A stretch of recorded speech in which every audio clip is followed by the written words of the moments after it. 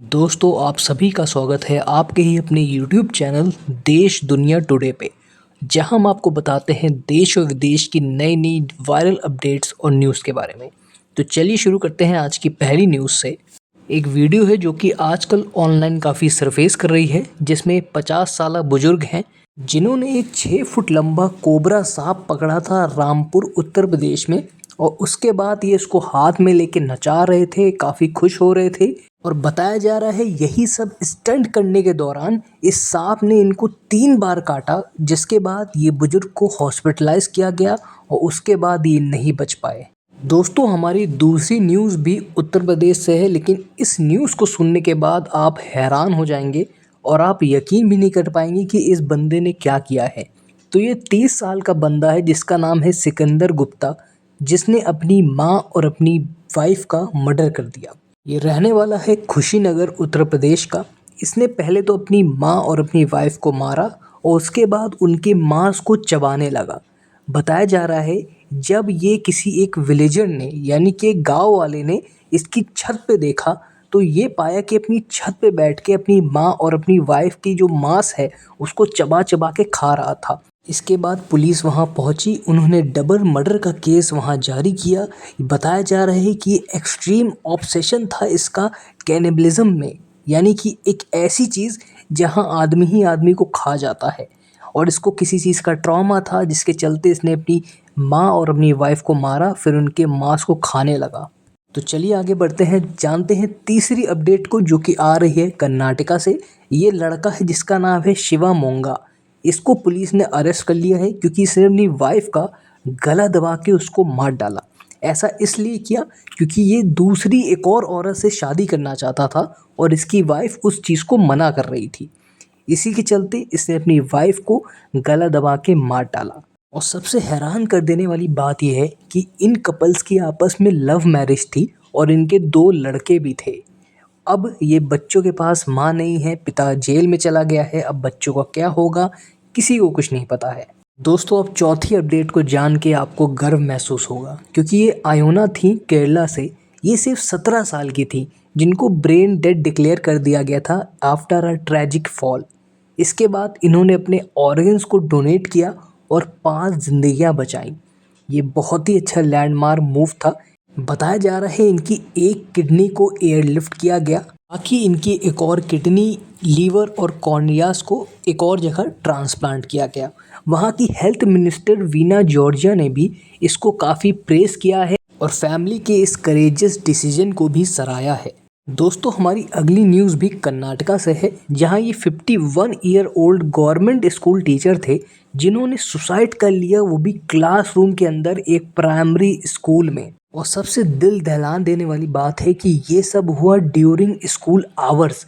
इस इंसिडेंट के बाद जो बच्चे थे वो एकदम ट्रॉमेटाइज हो गए। पुलिस ने केस रजिस्टर कर दिया है, लेकिन पुलिस ने साथ में ये भी बताया है कि दिन की शुरुआत में टीचर काफ़ी नॉर्मल बिहेव कर रहे थे और उन्होंने ये डिसीजन एकदम अचानक से लिया। चलिए अगली अपडेट के बारे में बात करते हैं जो कि आ रही है सूरत से। तो ये 3 लोग की ऑन स्पॉट डेथ हो गई क्योंकि ये 3 लोग 70 फुट हाई फ्लाईओवर से डायरेक्ट गिर गए।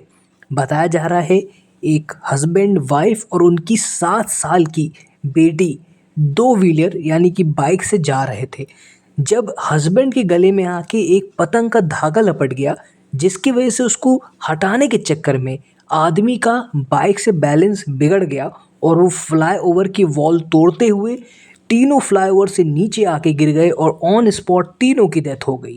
दोस्तों चलिए आगे बढ़ते हैं और बात करते हैं सूर्य कुमार यादव के बारे में। तो अभी रिसेंटली जो सूर्य कुमार यादव और खुशी मुखर्जी की कंट्रोवर्सी हुई थी वो तो आपको पता ही होगा, लेकिन इसी के चलते सूर्य कुमार यादव के एक फैन फैजान अंसारी ने एक्ट्रेस खुशी मुखर्जी के ऊपर 100 करोड़ का डेफेमेशन केस लगा दिया है।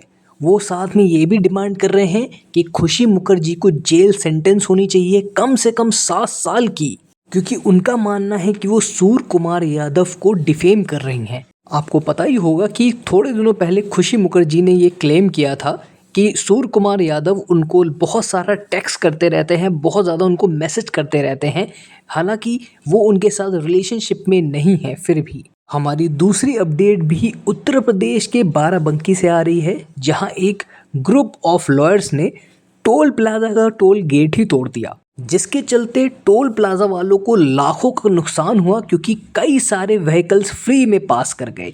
ये ऐसा इसलिए हुआ क्योंकि लॉयर्स लोग काफ़ी गुस्सा थे क्योंकि उनके एक कलीग को टोल प्लाजा वालों ने मारा पीटा था, उनसे बदतमीज़ी की थी। इसी के चलते उन्होंने ऐसा किया, लेकिन एफआईआर रजिस्टर हो गई है 4 टोल प्लाजा के एम्प्लॉयज़ के खिलाफ। दोस्तों, इस बंदे के बारे में तो मैंने आपको कल बताया ही था, जो कि 26 साल का एक प्रोटेस्टर है ईरान से, जिसको एंटी गवर्नमेंट प्रोटेस्ट करने की वजह से अरेस्ट कर लिया गया था और उसको पब्लिक एग्जीक्यूशन देने वाले थे आज के दिन।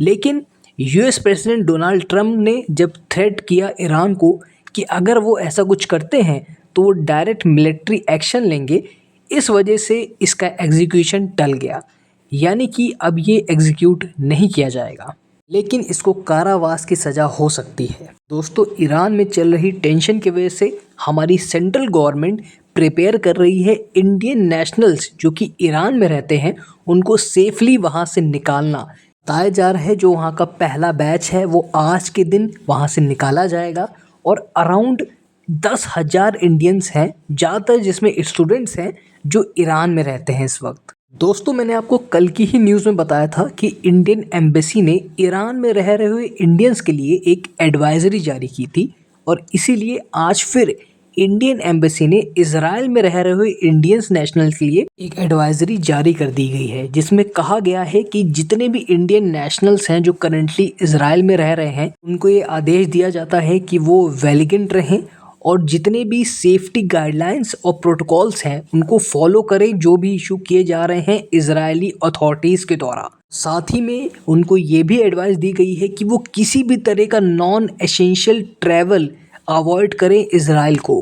दोस्तों, जैसा कि मैंने आपको बताया था, जो करंट सिचुएशन चल रही है यूएसए और ग्रीनलैंड के बीच में, और डोनाल्ड ट्रंप ने जो साफ साफ थ्रेट दिया है कि वो ग्रीनलैंड को एनेक्स कर देंगे, इसी को लेके पोलैंड के प्रधानमंत्री डोनाल्ड टस्क ने उन्होंने ये बोला है कि अगर कोई भी ऐसा अटेम्प्ट किया जाता है तो ये ध्यान रख लीजिए कि ग्रीनलैंड नेटो का पार्ट है। लेकिन साथ ही साथ उन्होंने ये भी बोला है कि वो पोलैंड की सोल्जर्स को नहीं भेजने वाले हैं ग्रीनलैंड में। इसी के चलते फर्स्ट यूरोपियन ट्रूप्स अराइव कर गए हैं ग्रीनलैंड में, जिसमें फ्रांस, जर्मनी, नॉर्वे, स्वीडन जैसे देशों के मिलिट्री हैं। साथ ही साथ फ्रांस के प्रेसिडेंट मैक्रोन ने भी कहा है कि फ्रांस अपने और एडिशनल लैंड, एयर, सी फोर्सेस को डिप्लॉय करेगा ग्रीनलैंड में ताकि वो पार्ट ले सकें यूरोपियन मिलिट्री एक्सरसाइज में। दोस्तों, वीडियो के आखिरी में हमेशा की तरह कुछ हट के कुछ बेहतरीन न्यूज़ आपसे शेयर करने वाले हैं। तो इंडियन आर्मी के K9 डॉग्स मार्च करेंगे 78th आर्मी डे परेड जो कि होने वाली है जयपुर में। ये डॉग्स कैमोफ्लॉज डॉग्स होंगे जिन्होंने कोट पहना होगा और ब्लैक सनग्लासेस भी लगाए होंगे।